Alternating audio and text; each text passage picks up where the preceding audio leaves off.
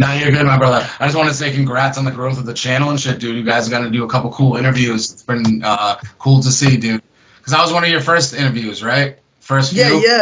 yeah. You was like my third interview or Yeah, fourth, yeah. And now look at you, you're back for a part two, and a lot of stuff's came on for you. TPW.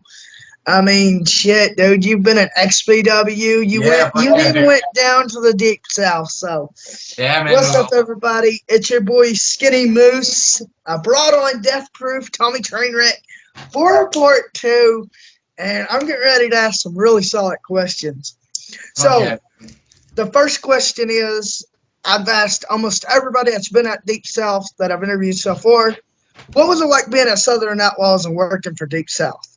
All right. I've had a couple people ask me about this too, because besides the cops being called, which is we'll get into that a little bit later. That's a different story. My overall experience with the Deep South was a pleasant one, dude. My first thoughts on the locker room was it's a very hard working locker room. There's a lot of cohesiveness. Everybody's there for the same reason, dude.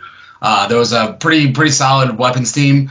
They basically had ample amount of shit laid out for everybody, and it was one of those things. It's like I like to formulate my own opinions before I let other people's bullshit fucking sway me on this, that, or the third. So I went in there with an open mindset, dude, and everybody was respectful, fucking cool in my book, dude. It was one of those things that at one point I was a backyard wrestler, and for me, this show, because it was in a front yard, and we know, but like this was like one of those things that for me, it was like almost press that nostalgia button. Like brought me back to the days of like when wrestling was fun. Like me and my buddies were hanging out and we used the backyard. You know what I mean? It was like those same like stress free. Like we were having fun. You know what I mean? Like that. That's the main takeaway, dude. Like we're out there, we're having some fucking fun, dude. And that's what wrestling should be at the end of the day. You know? Yeah. And me and Brian was talking. He was like, now we're not backyarders, we're front yarders. I was like, well, let's go to the side of the house and we'll be side yarders. That sounds like a gang, you know what I mean? Side yarders. I mean, everybody has to get their start in wrestling, and I think it's where a lot of fans, they wrap their mind around like these big names like Tremont and Onita and these big guys, and they don't seem to understand that they came from nothing. Like they probably started in their own backyard, beating up their buddies, beating up their siblings. But the way that I look at it, man, is if you backyard wrestle, you gotta really love wrestling because it sucks. Like bumping and stuff like that sucks in general, but like doing that in the grass or whatever you do in your backyard, that sucks twice as hard. So if you are willing to do that, you obviously really love wrestling. So it's like it's one of those things that people love to shit on. It's like, man, I was getting my knees dirty for a long time. We'll just say that.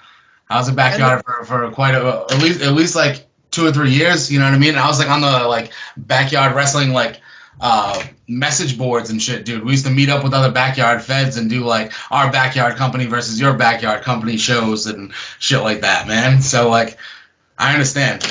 Exactly, you got to get your start somewhere, and like backyard is more extreme than professional death matches. Excuse me. I mean, like you got basically no rules, and when I interviewed John, he goes into detail about his backyard days, and you don't have no referee, you don't have really there's no regulation, and there's nobody who is instilling the like when you go to a wrestling school, you know what I mean? They very much instill that this is you want to get home as safely as possible. You're going to protect your opponent, blah blah blah. And some people who are backyarding, they don't have somebody necessarily sitting there telling them that, so they don't necessarily know what is what. So there's definitely some things that can get off the rails, you know.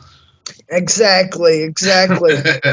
So since XPW was a goal of yours and you finally achieved it, how was that? Oh man, XPW was awesome, dude. The locker room was very cool. All the staff was very welcoming. It was awesome to just be there before the show, like while the ring was getting set up and looking around like we're in the Hart Ballroom, baby. Like it's going down, you know. It's one of those things that I definitely wanted, you know what I mean? But I didn't necessarily know if it would be checked off the 2024 bingo card. So it was cool to be able to do that, and definitely hope to be back sooner than later, you know. Yeah, because in part one when we interviewed you, I think it was like that was one of your big things, and I was like, when you first got announced, well, when I first seen you or whatever, I was like, oh, you fucking achieved it. I was so Yeah, proud man. of you. Like, I yeah, appreciate that it, dude. was. I enjoyed the shit out of that. So, um, would you say it was an honor to wrestle the old timer Jeff King? Absolutely, absolutely. For those who know, they know. Jeff King is one of those guys that like is a name that it's a deep cut sometimes. You know what I mean? Not everybody in the business might necessarily know Jeff King, but like if you know of him, you know that he's the fucking man. So to be able to go in there with somebody like Jeff, for instance, that Shlak versus Jeff King match that happened at XPW, that's regarded as like one of the craziest death matches in the past couple years. So to be able to go out there with a guy like Jeff King and stand toe to toe with him and get his respect, like he got on the mic and put me over after the match and shit like that. So it's like it's one of those things that like those are the moments that we as wrestlers want to achieve. You know what I mean? Somebody that you look up to in the business, somebody who's done more than you in the business, gives you that nod. That's a huge part of why we do this, you know? I mean, on top of that, y'all seem to have a good chemistry, and y'all fought a few times, so I enjoyed that match though, the death match with the Lucky Charms when I think it was. Oh, me and Jeff King, yeah, well, I think the stipulation was kitchen nightmares. We did like kitchen weapon, like Yeah. kitchen related Yeah. weapons. Yeah. Yeah, So- that's another thing I'm a fan of, man, is stipulations in deathmatch wrestling. You know, sometimes people just get carried away with the death match is just whatever, but like that a death match is very much whatever. But I also like sometimes a death match to have a little fucking something to it, you know? So what's your favorite deathmatch stipulation?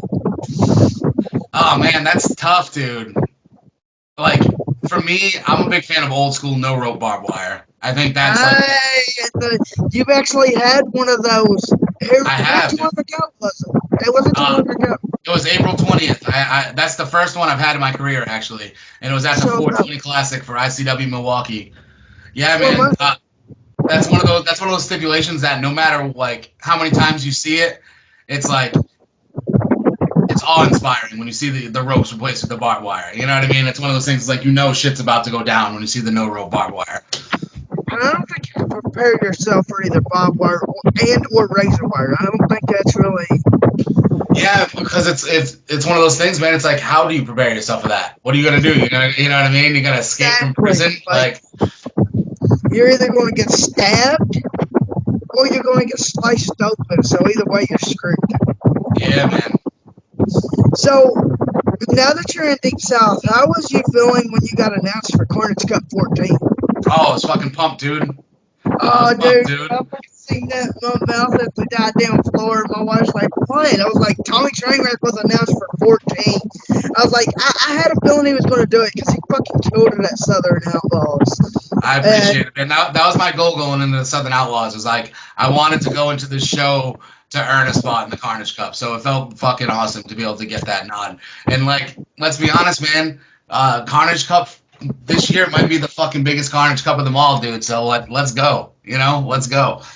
And I'm going to be at Cup, so I definitely get to meet all of you. Yeah, dude, we're gonna get to finally meet each other. Definitely come hang out, dude. I get to if y'all are down for it, interview y'all like after y'all's match. After. Oh, fuck yeah. All y'all get cleaned up. I'm not gonna run up and I'm do this. Hell no, I'm not one of those disrespectful. Nah, I got you, dude. Let you get cleaned up and all that good shit, and then ask you. So, have you ever thought about working for RPW or Flophouse? I think absolutely.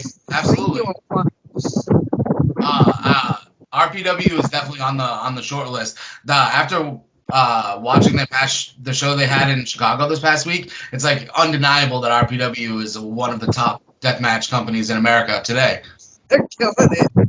It is what, yeah, they're absolutely killing it, dude. They've been on a roll lately, and I think if you're in death matches in America and you're not trying to get into RPW or you're not already in RPW, you're fucking up. I mean, Chris has ran some damn good shows, and the skate park was. Yeah, man, they're on a roll, dude. It's one of those things, and you love to see it because you want to see places succeed, especially to places that do good business and take care of the guys like RPW has been doing. So it's definitely great to see. You see that the next show that they announced is a doubleheader with Time Bomb Pro. Yes, I seen that earlier at the dentist office. I'm going to turn right back around. I got to talking to one of the nurses, dentist, technician, whatever the hell you want to call it, about RPW when fucking Otis and Hardway either fought and Hardway split Otis's arm right there. I was like, he flayed it, looked like a horse just gave birth. And I'm like, well, trying not to be, nasty, but it looked like a woman. And she's like, oh my God. I'm like, yeah, RPW is on point. Like, I mean, there's a lot of good promotions, but it takes a lot to be a promoter. Oh, it sure does, dude. It sure does. I'll say this, for RPW to pick up as much steam as fast as they have is a testament to their product. You know what I mean? Because like a year ago, not as many people knew about RPW. Never mind talking about it as being one of the top companies in the country. You know what I mean? As far as the deathmatch genre goes. And plus RSP's over there, so we get you over there. Maybe we can finally get you an RSP. Yeah, fuck yeah, dude. That's been on my mind ever since I interviewed you the first time. Like, I wanted to bring that up, considering I watched the match. I don't think I got a question on it, but I wanted to bring it up because, I watched that match, and that match was insane how he just drops you. And I watched it again the other night. It's crazy the way that RSP does that to you. And he still is yet to give you a receipt or you to give him a receipt or whatever. And it's just kind of fucked up. Like, y'all both are in the same business. It's gonna happen. It's gonna happen. Yeah, hey man, it's one of those things. I just say that he said he had 10 full on glass death matches left. I think I deserve to be one of them. That's all I'm saying. And I think he's did like one or two of them, but for some reason, yeah, one or two. So he's still got quite a few on that list, dude. He won't answer you, which kind of, I feel like there's something there. Maybe he's scared or. Hey, who knows, man? It's also one of those things, man. It's like RSP is like a top guy everywhere he goes. So maybe he's one of those. It's one of those situations where it's if you're not directly in front of his face saying shit, maybe he's not fucking paying attention to the fucking internet. You know how that goes too. Sometimes people just stay in their lane, especially when you're on top, man. You can't listen to all the bullshit. Sometimes, have you ever thought about wrestling Shlak or Masada in deathmatch? Fuck yeah, man. Those are as a deathmatch wrestler, those are the guys who are at the top of the fucking food chain, right? Those are the guys, especially somebody like Masada. That's somebody who has been around for so long, and everybody knows that he's a bad motherfucker, and that's undeniably one of the dudes is at the top of the food chain. So it's like, as a deathmatch wrestler, especially as you try to fucking climb the ranks, those are the guys you want to test yourself against. Those are the matches that you want to have to prove to the fans and prove to yourself and prove to everybody that you are one of those guys and that you belong being in this fucking business and doing that type of shit. Those guys are the measuring sticks of this shit. You know what I mean? That's true. Like that if there is a blueprint or a fucking something you should strive to be, those are the fucking guys. Those are the guys who've been all over the country, the guys who won all the tournaments and done all this shit. If you're not wanting to test yourself against those guys, then what the fuck you doing, man? Yeah, dude, I'd love to work with either one of those guys. Obviously, it's gonna be a fight. You know what I mean? You don't go have a match against Masada and you have a good time. You know what I mean? You gotta go fight Masada. Like, I understand that. I mean, y'all both going to be at Cup, so. Yeah, he's also going to be in this year's Insane 8 tournament as well. So. Yes, and you're going to be there. So. I could run into Masada a couple times this year. You never know. That's actually how I got the question about Shlak and Masada. Is I was saying that Masada was announced for Insane 8. I was like, Tommy Masada has to happen. So, who would you say took you to your limits? I gotta say Dr. Redacted. Redacted? I think that for this past year, me and Redacted have probably had the best frenemy ship going on. You know what I mean? I think we bring the pretty good chemistry together. I think we bring the best out of each other. But for me, match I probably got there's two matches that come to mind when I think who pushed me the farthest. and it was my match against Orin Vite at the Insane 8 last year, and my debut match for Horror Slam against DBA. And those two matches, I've got more scars from those two matches than I probably have from the rest of the year. Oh, So it's like, shit. it's one of those things. Those are probably two of the matches that we definitely went hard, and I definitely felt the effects from them afterwards. You know what I mean? So as far as like pushing that physical limit, those are definitely the two that were like up there. You know what I mean? You haven't faced MM3, have you? I have not. No, I have not. You faced DBA, and that's his dad, I think. Yeah, that was my very first match in Horror Slam. That was Bloody Nights, August 10th of last year. So it's almost coming up on 1 year that I've been in Horror Slam. So yeah, I never got to face MM3, but man, he's awesome. He's another guy who's on the rise. Honestly, man, like if you're into the deathmatch wrestling scene, Detroit's where it's at. Like there's so many guys coming out of the D that are fucking doing it. You know what I mean? I mean, you got Chuck Stein, you got the Pillars, you got fucking, like you just said, there's so many. Schwartzy, Randy West, dude. There's a solid handful of guys that are coming, guys and ladies that are coming out of the D that are fucking representing for death matches for sure. And not only that, not to toot your own horn, but ain't you Insane 8's longest champion?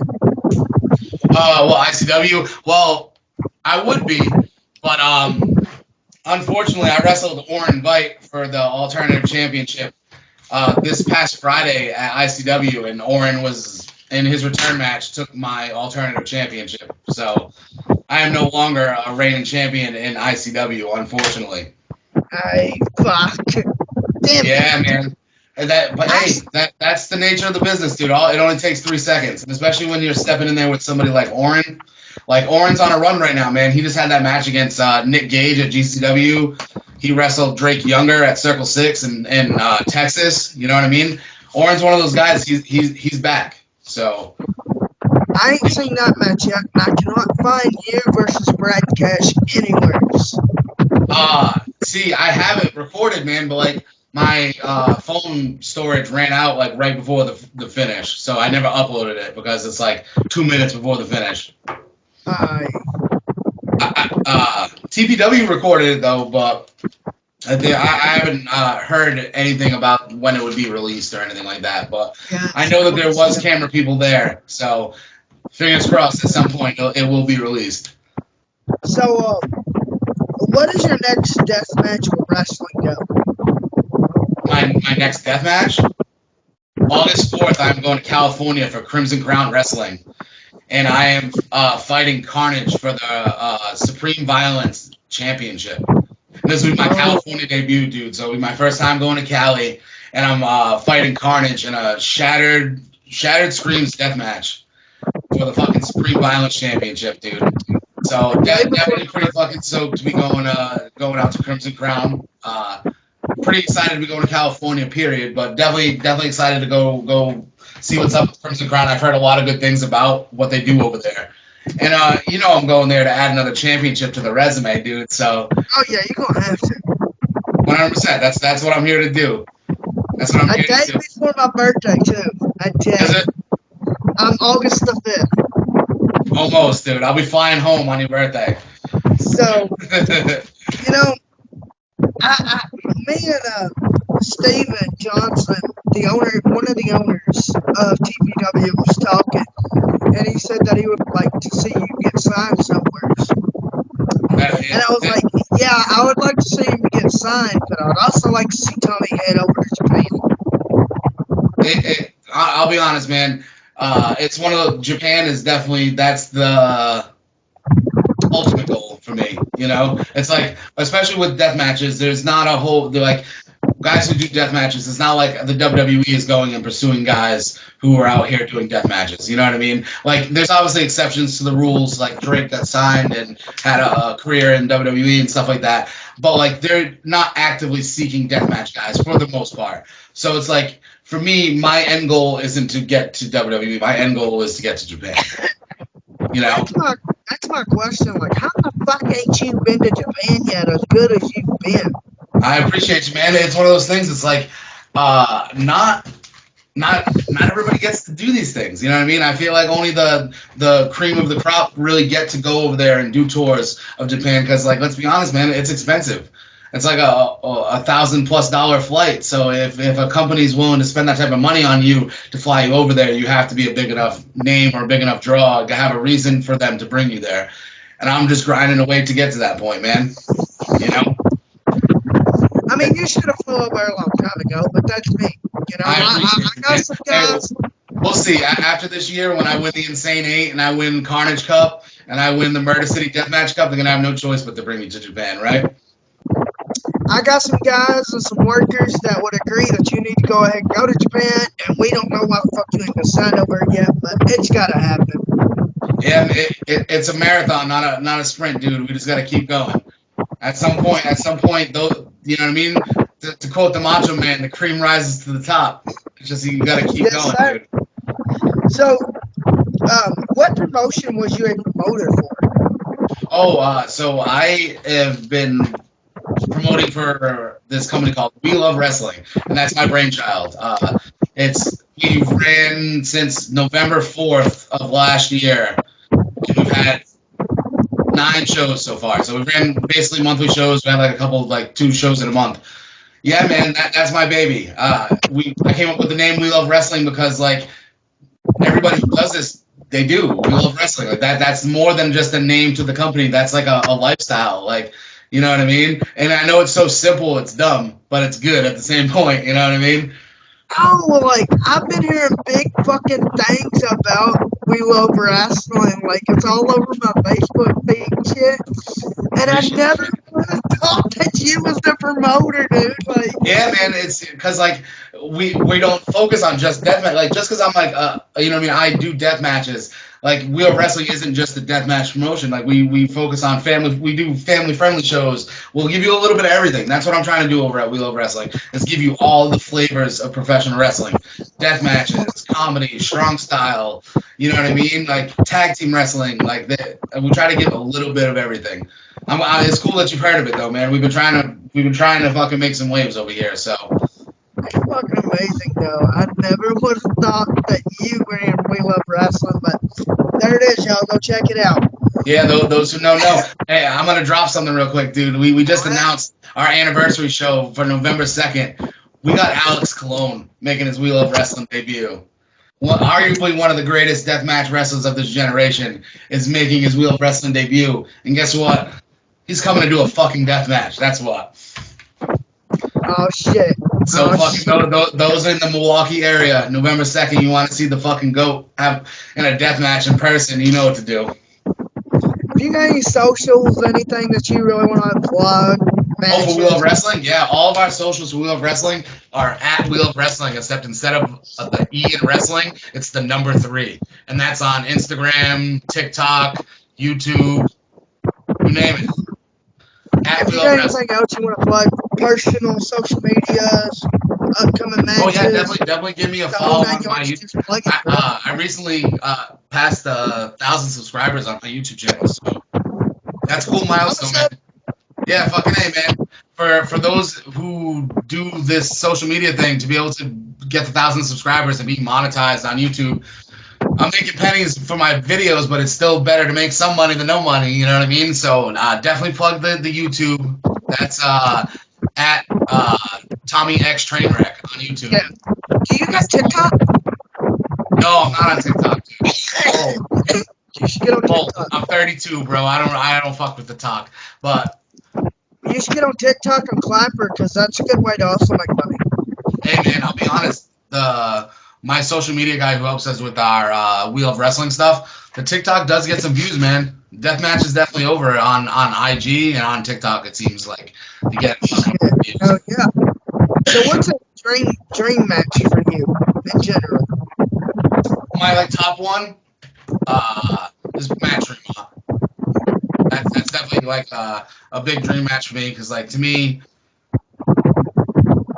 he's the generational talent of the past 10. He's if we're talking about a Mount Rushmore who's carried deathmatch, when you think old school guys, you think Nick Gage, Sick Nick Mondo. When I think who's the fucking face of modern deathmatch surge, it's Matt Tremont. It's Matt Tremont. It's Alex Malone. It's John Wayne Murdoch. Like, those are the fucking guys who have been, you know what I mean? Like, those are the guys, dude. Those are the guys. And this should make you feel good because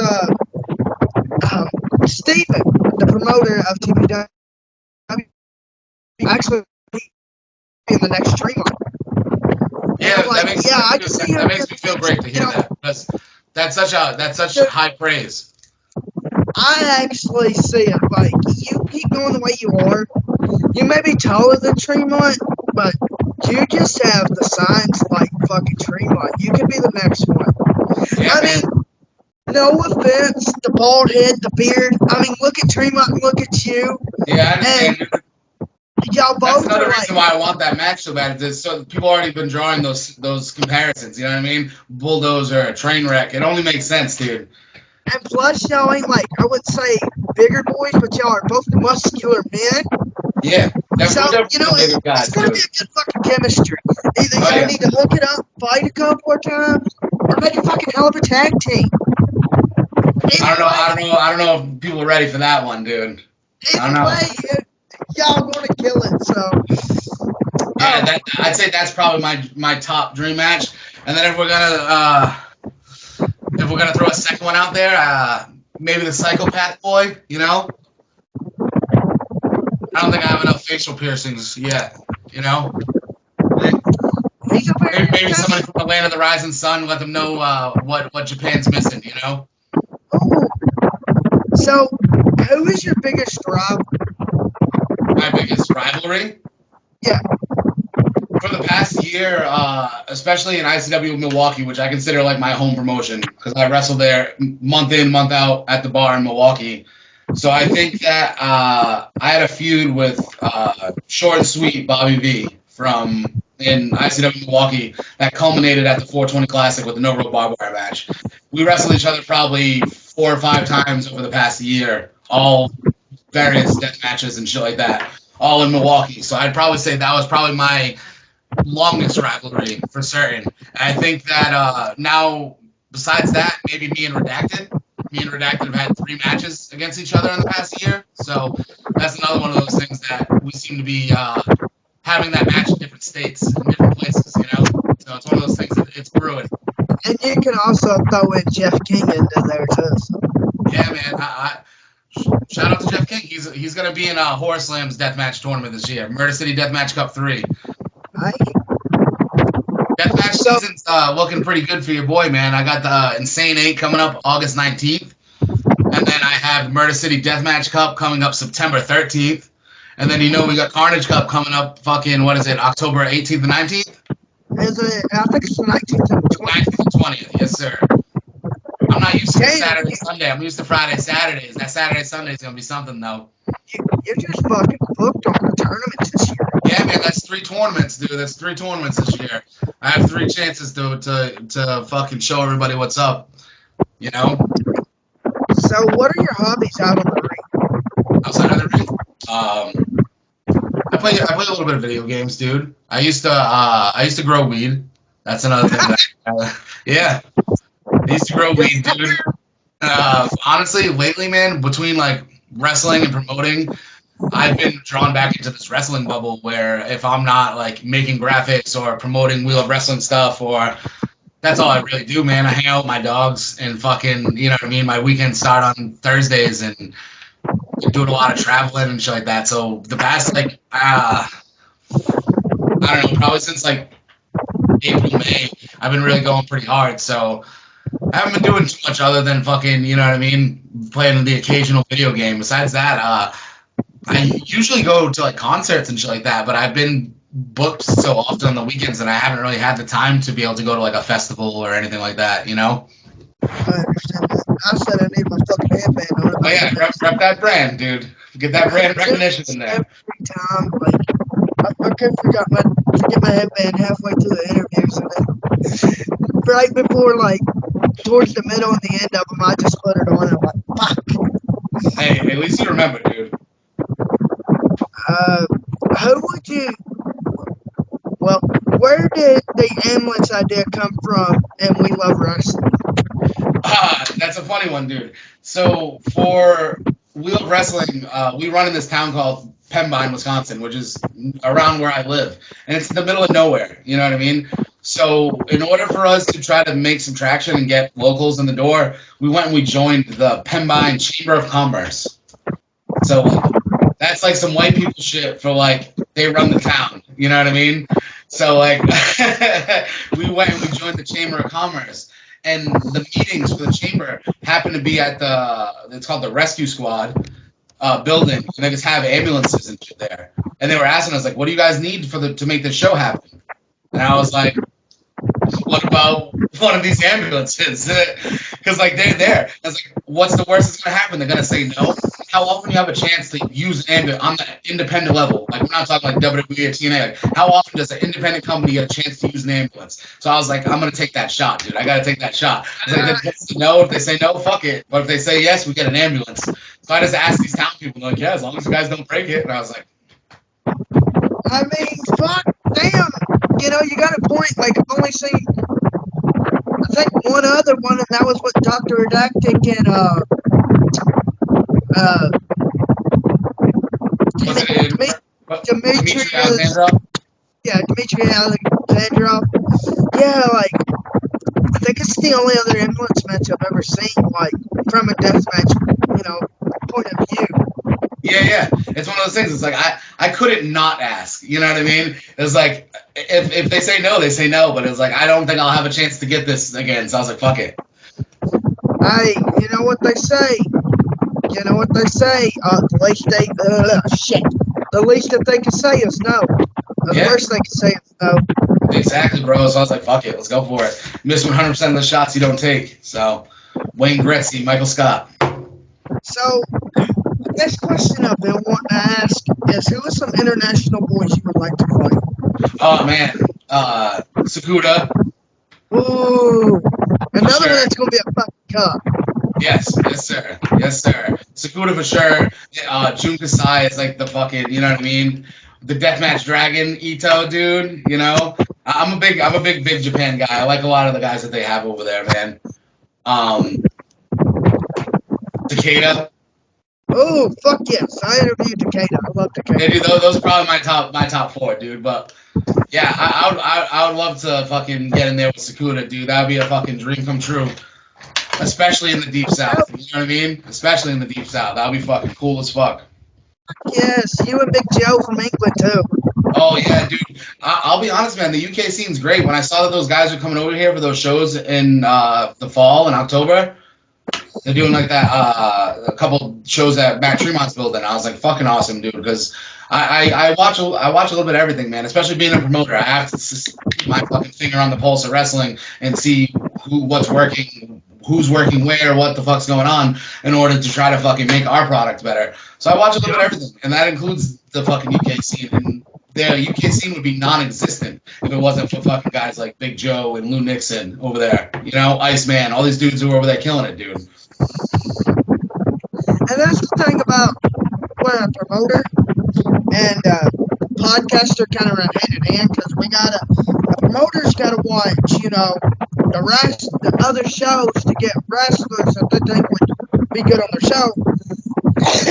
And an interviewer, they got to go through and see who they think would be good for the show, who they want. Who's on all these shows. You don't want to interview somebody who's not getting booked, you know what I mean? You want to interview somebody who people give a fuck about and who want to watch the fucking show, you know what I mean?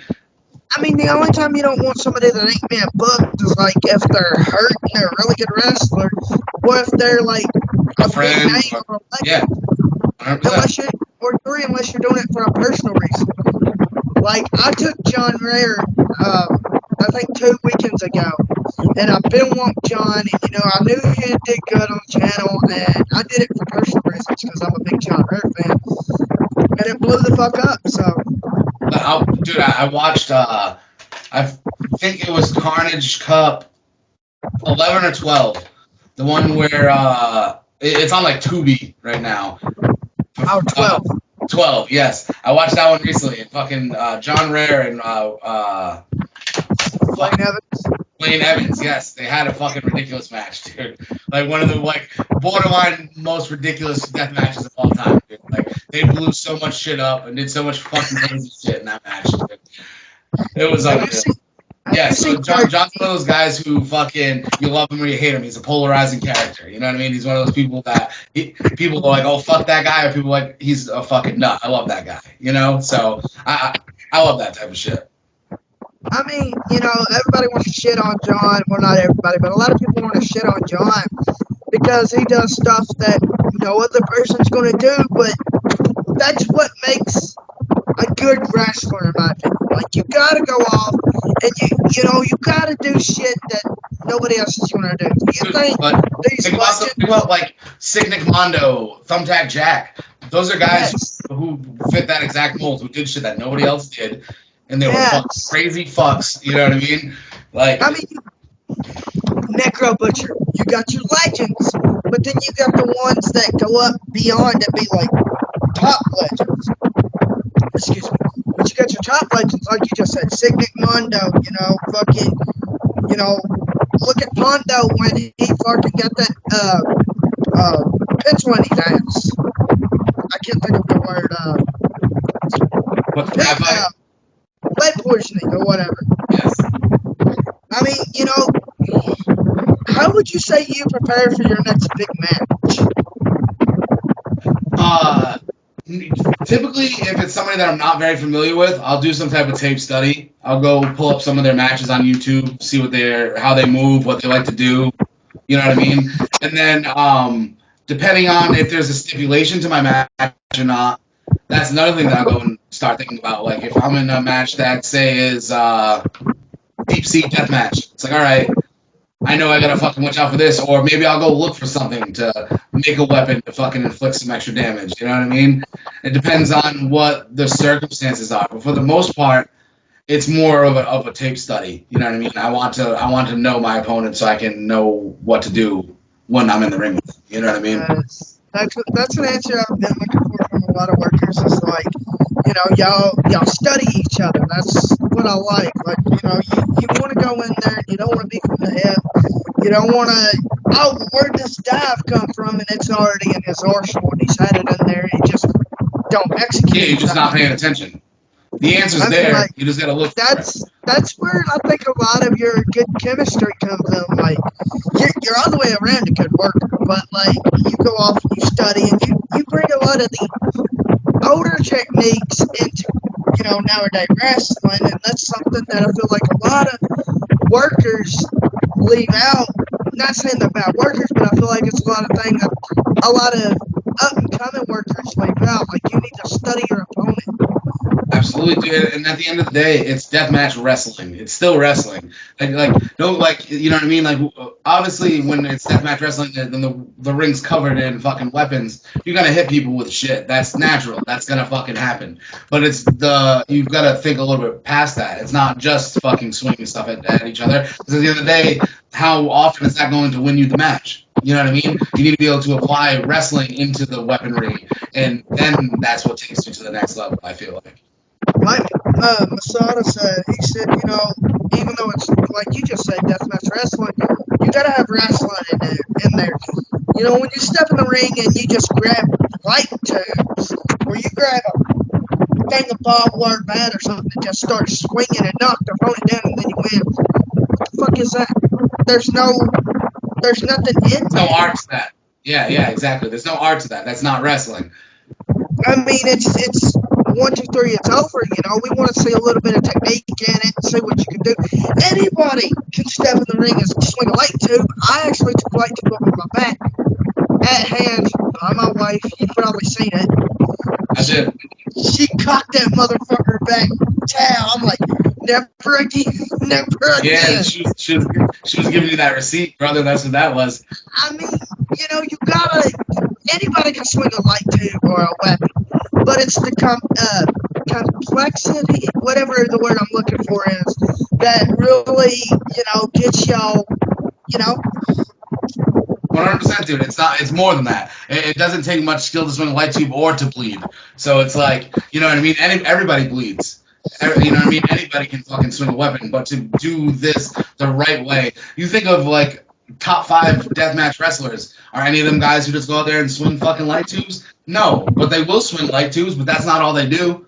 You know what I mean? So it's like, especially guys who are aspiring to do this. I feel like a lot of times with deathmatch wrestling, people use it as a crutch to get lazy because you know what I mean? You don't necessarily have to be the most athletic person or whatever the fuck if you cover it up because you're swinging light tubes. You know what I mean? I feel like a lot of people use that as an excuse to fucking hide shit. But like you said, it's wrestling. Deathmatch, wrestling. Wrestling's the fucking, the you know what I mean? It's the subject of the sentence, dude. Like that's the most important part.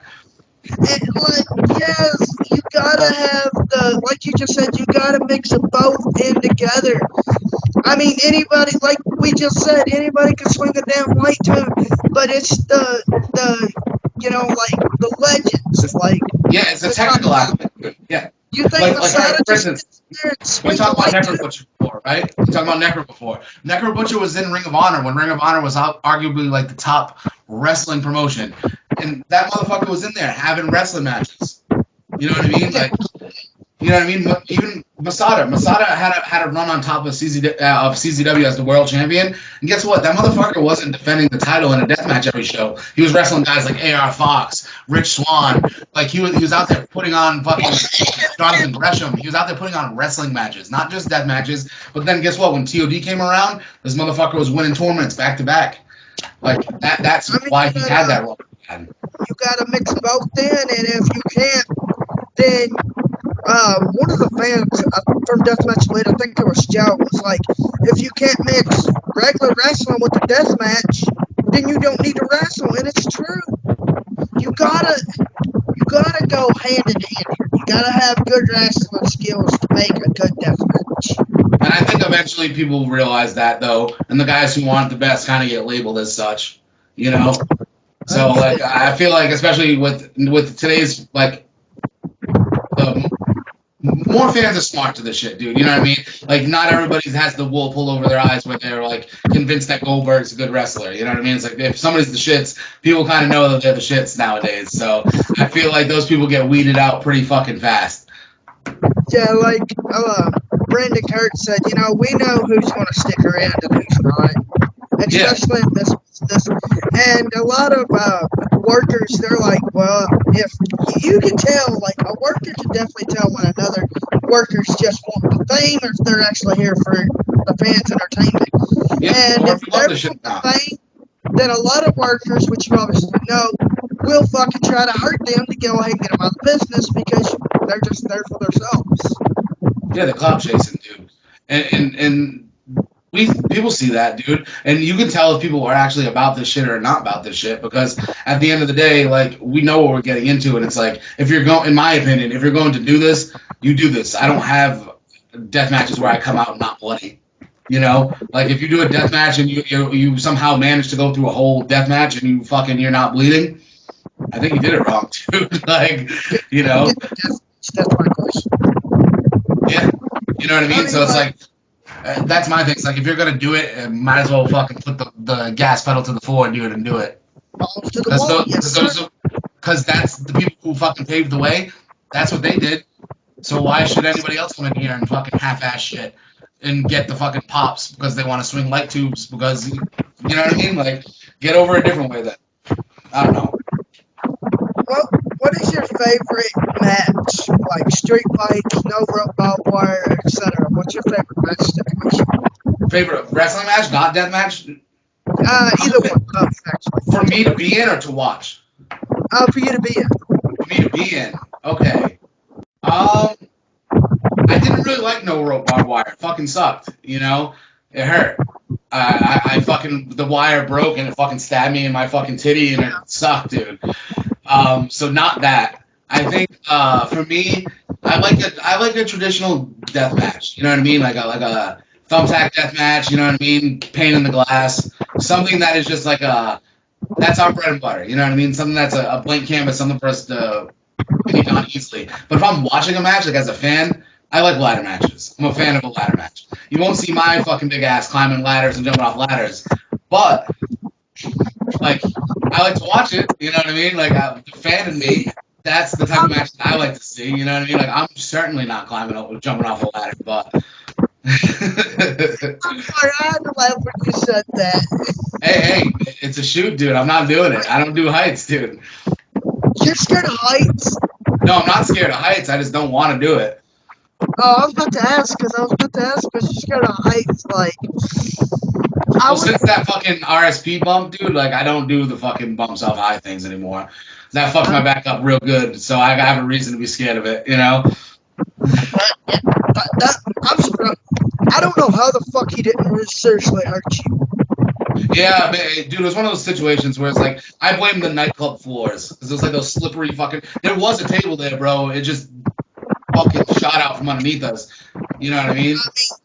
I would love to see you get on the U-Haul at Carnage Cup, but you won't, and I respect your answer on that. You know, I wouldn't say that, dude. If we're in the finals of Carnage Cup, dude, you never say never. You know what I mean? Just saying, dude. There's a time and a place for everything. You know, it's like when in Rome. You know what I mean? Like if you're at that stage in the game, like you only get one shot at the plate, dude. You might as well take the big swing. Okay, then. Yeah. I mean, you know what I mean? Yeah.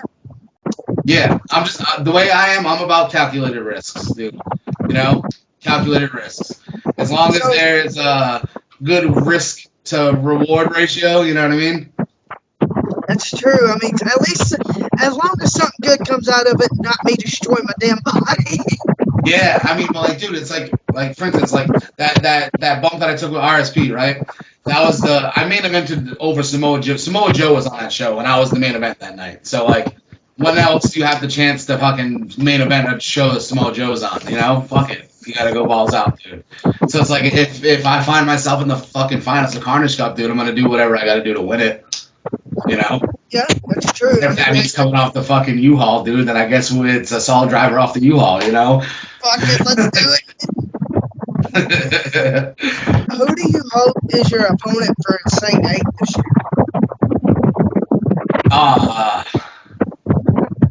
See, that's a tough one, dude. Because like, I want to say either Masada or Neil Diamond Cutter, because they're both OGs, they're both veterans, and it's like I want to test myself against the best. You know what I mean? But like at the same point, I've wrestled Oren Vite twice, and he's fucking beat me both times.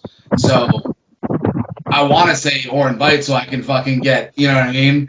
Prove that I'm on his level, and he's not just gonna fucking clean sweep me, dude. And, you know, like. That one feels more personal. Like I wanna say Masada and Neil Diamond Cutter because like those are the fucking OGs, you know. Who doesn't want to wrestle those guys? But I think I have to say because that motherfucker beat the shit out of me at the IA last year, and now he just took my title fucking Friday. So I think I have a reason to fucking face him more than anybody, you know. I mean, we can do if it's like you can take one of the first, you know, maybe you can get your wish and go all 3 rounds, get them all 3, you know, Neil, fucking Masada, and Oren, or however. The way I see it is, dude, it's my tournament to lose, bro. I'm the guy who's in ICW every single month. Not Oren, not Masada, not fucking Neil. None of those guys are there every month. I'm the guy who's there every month, fucking doing death matches and bleeding in front of these fucking people. Me, not anybody else. So as far as I'm concerned, it's my tournament to win. You know what I mean? Yeah. They're stepping into my house, not the other way around. You know? So it's like, I don't know, man. I feel like if there was ever a time, it's now. So I'm gonna fucking do what I can do for fucking sure. I'll go ahead and plug this real quick. His main 3 promotions is We Love Wrestling. That's his personal promotion. Insane 8, he's there every month. He just said that. And Horseland. Absolutely. If you cannot find shit on Tommy Trainwreck, then you're looking in the wrong place. He has his own channel. He's on IWTV. And there's some, I guess you would sort of say like fan clips, fan videos. Yeah. Posted. Absolutely. Now, Horseland, I don't even think they really post videos anymore, do they? They've been trying to go with like selling streams, but whenever I work at Horseland, I personally record my own matches. You can find all my Horseland shit on my YouTube channel. I got my match with JJ Escobar and the fucking nail gun situation. I got Jeff King. I got my match versus Mondo. Watch it. Yeah, there's a couple good ones, man. Watch it. That is probably his most insane match up to date. I gotta say, that's probably one of my favorite matches for him.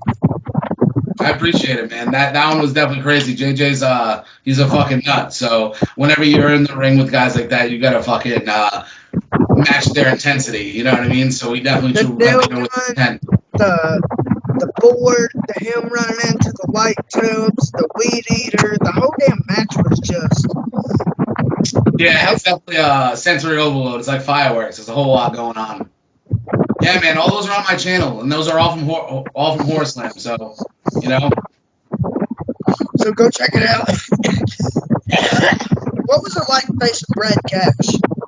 Oh man, that was cool, dude. Because Brad is one of those guys that he's like an unsung hero of the South. You know what I mean? Like he's the guy who really fucking him, Insane Lane. There's a few guys, Tank, that really brought the hardcore style, the deathmatch style, and brought it to the fucking forefront. And not IWA, like not Ian Rotten guys, you know what I mean? Not the guys who did the fucking CZW Invasion back in the day. I'm talking about like the next generation of those guys who really pushed deathmatch genre forward. So it was very cool to be able to step in the ring with someone like that, because he's someone that I feel doesn't get the flowers that he deserves, because he's been there with everybody, you know what I mean? And he's gonna do some fucking cool shit, but it's like not as many people might know the name Brad Cash as I feel like should. You know what I mean? Yeah, that's understandable. Only because like the South is one of those things. It's like a lot of guys get painted. They get stuck down there. It seems like, you know what I mean. It's like the Southern boys. That's all they do. You know what I mean. It's like, and he's definitely not that dude. Like watch the match he had with Insane Lane at the fucking Tournament of Death.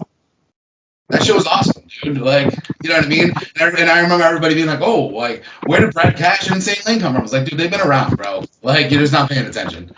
You know what I mean? Yeah, like, if I could add a fifth to my Southern Deathmatch, Mount Rushmore, it would definitely be Brad Cash. Like, you know, Tank, John Rare, Terry Houston, Brad Cash, and there's another one. My mind's off today. Like, nah, you're good, brother. The other one that would be on mine would be Insane Lane, probably. Tank, Terry Houston, John Rare. Me.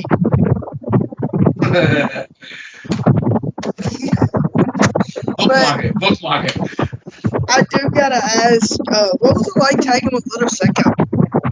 Oh, it was cool, man. I was excited to be able to do that with those guys, because I know that match meant a lot to Brad to be able to make his XPW debut. There was 3 debuts in that match. There was me, Brad Cash, and Sicko all making our debuts.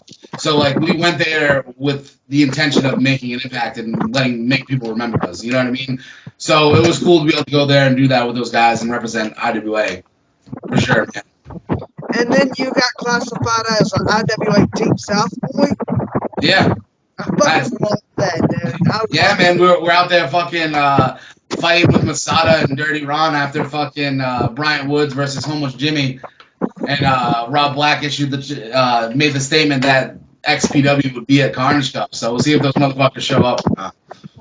And then like Brian calls me and he's like, "Well, Rob Black just announced Tommy's a Deep South boy." I was like, "Wait, what?"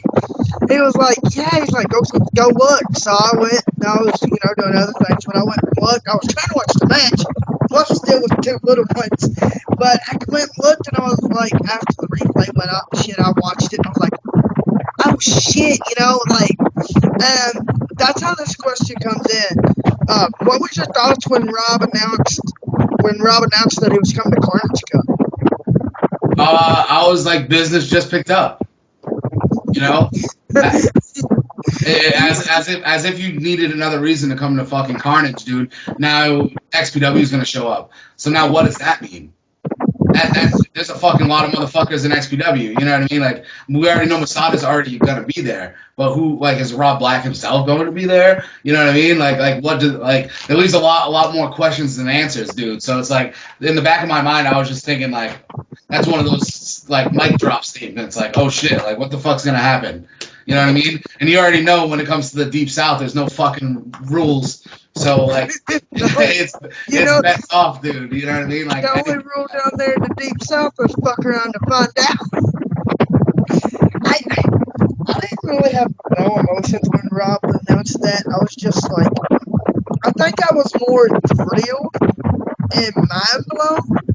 to have an emotion at that time, like, especially when Woods, like, I guess you would sort of say attacked Rob. I was like, what the fuck? Yeah, it's And definitely then, like, crazy, Rob, dude. y'all motherfuckers want it. I'm going down.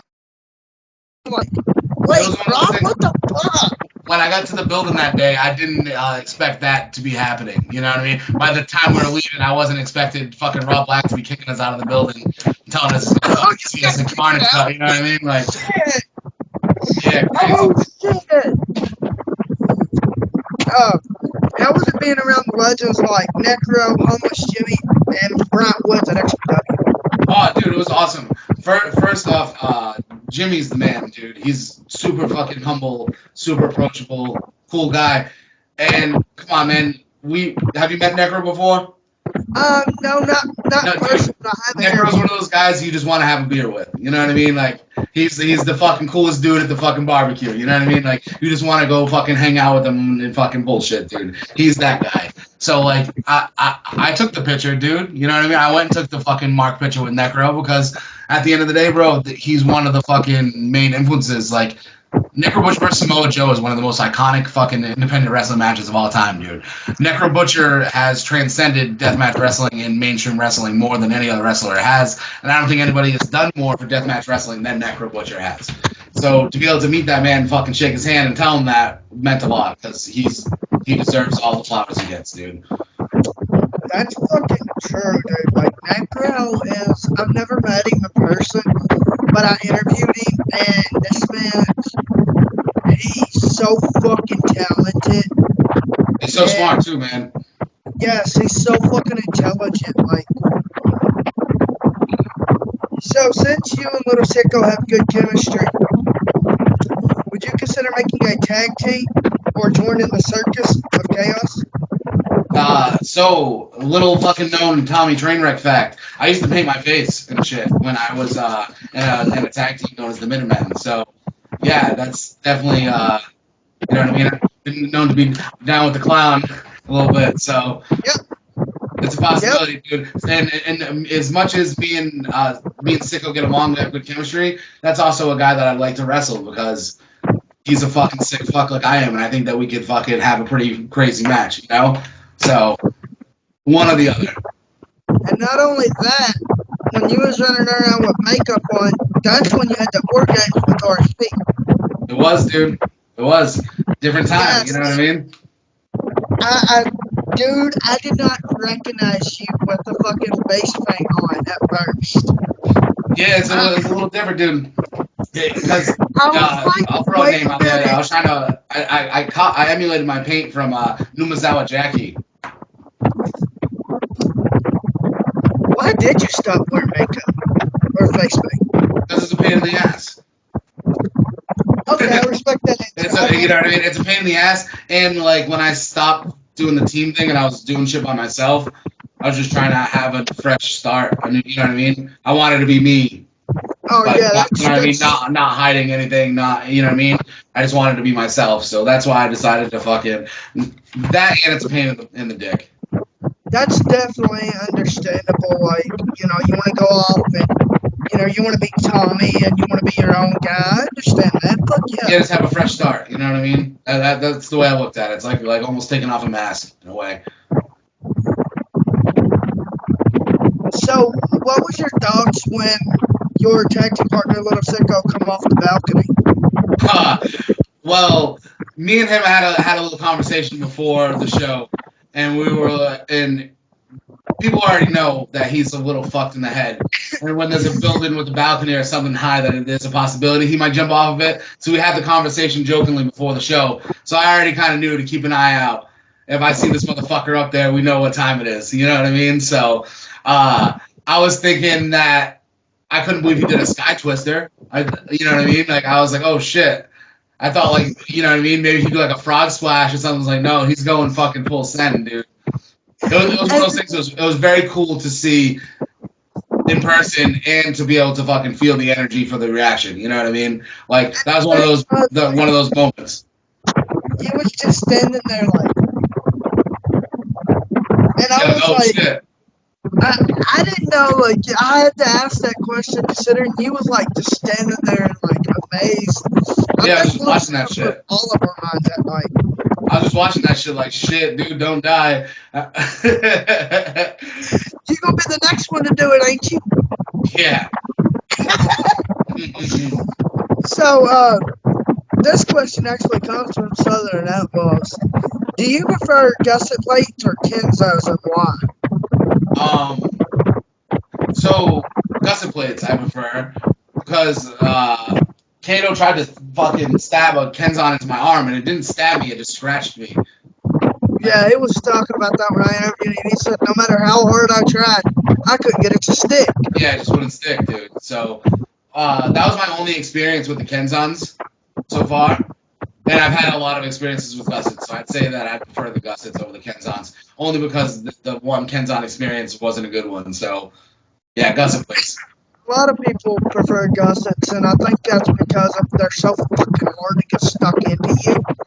And then after you get a Kenzo actually stuck, Yeah, they're really hard to get out too. I know. Like, I think it was the body telling us about how a hardcore hillbilly got one stuck in the center of his head, and they used pliers and they couldn't get it out no matter how hard they tried. Finally, they got it out. There's been a few stories of that shit happening to guys, so it's definitely one of those things that happens with the Kenzons. I feel like I'd rather get the gusset plate than that. I have to get fucking, you know what I mean, shit plied out of my head. Like, yeah. So speaking about you earlier when you was sharing a locker room with Slow and Joe. Yes. What was it like sharing a locker room with him? Oh, dude. The cool part about that was that weekend, he was around for 3 different shows that weekend. One was in New York, one was in Rhode Island, and one was in Massachusetts. And I was on the shows with him in Rhode Island and Massachusetts. So basically got to fucking spend the weekend with him, you know what I mean? And he did a seminar beyond wrestling during the day.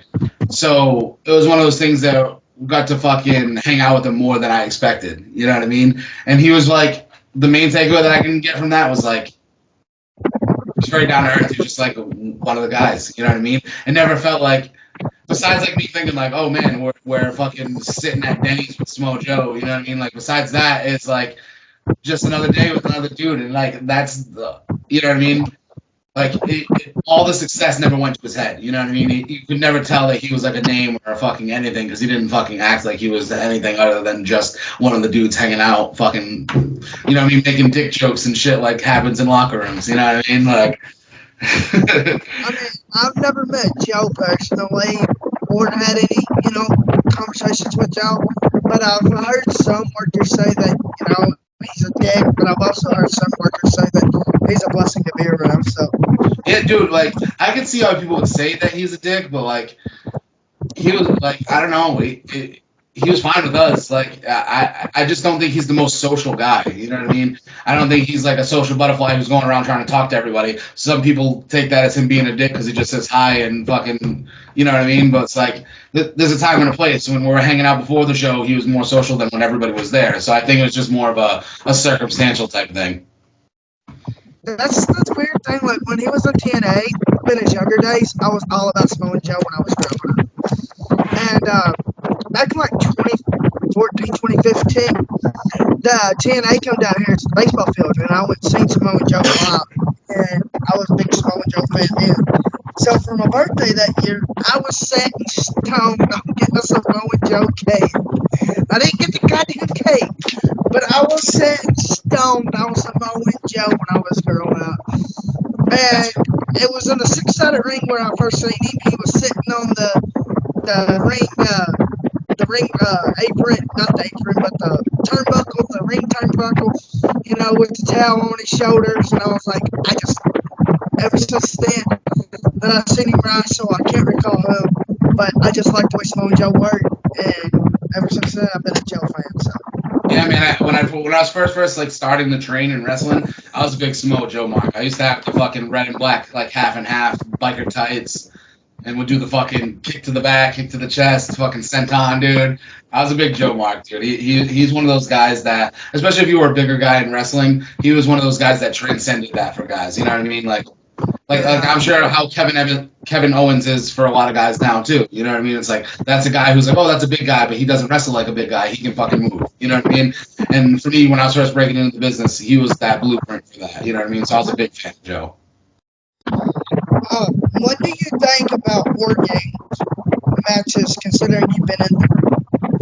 I like war games, dude. War games is like one of those matches that I feel is a great blow off to a good feud. You know what I mean? Like if you have a feud with like two factions or a lot of people, it's one of those things that's like that's the best multi-man blow off, especially like on the independent level. You know, we can't have a fucking elimination chamber or a fucking Hell in a Cell, but like you can get a fucking steel cage and do a pretty good war games match just about anywhere in the country. So That's true. that's one of those things that like I'm definitely a fan of. I would do one again for sure. That's true. So do you have a favorite type of bat, like a popper bat, bottle cap, gusset, I like thumbtack. I like the thumbtack bats, dude. thumbtack bats? Yeah, dude. Especially for like people with the bald head, it's a good. You know what I mean? I hate to get hit with them, but when I do get hit with them, it leads to some pretty badass fucking looking videos and pictures when you can see like a mohawk of thumbtacks in somebody's head. You know what I mean? So like I feel like the popper bat makes a good noise. I like those for that. But like the thumbtack bats, it's like it's one of those things like everybody can see it when you hit somebody and the thumbtacks are stuck in. You know what I mean? It's one of those things that has more of a longer impression than just the poppers are quick. You know? I understand that. So can we ask why you took such a long break in 2019 and 2020? Yeah, man. So at the time, I was mainly a tag team guy, and my tag team partner at the time got into a car accident, and he got a pretty bad concussion and was forced to take some time off of wrestling. And then from him taking time off of wrestling, people didn't pay to see me; they paid to see my team. So my bookings dwindled a super lot, and I went through some like mental health and substance abuse issues, and I just needed to take some time away from wrestling to get my shit together, you know. So that's why I took so much time away was that, and I moved from Massachusetts to Wisconsin. And then when I moved to Wisconsin, got my own place, and started getting my fucking life back in order, the itch for wrestling came back, you know. And being 2,000 miles away from home, I didn't have the option to be in a tag team anymore. I had to go do my own thing. So January 13th, 2023 was when I came back to wrestling. So I've been back to wrestling for like a year and a half, dude. So it's been pretty crazy to see fucking how far the things have come in a year and a half, you know? Yes, sir.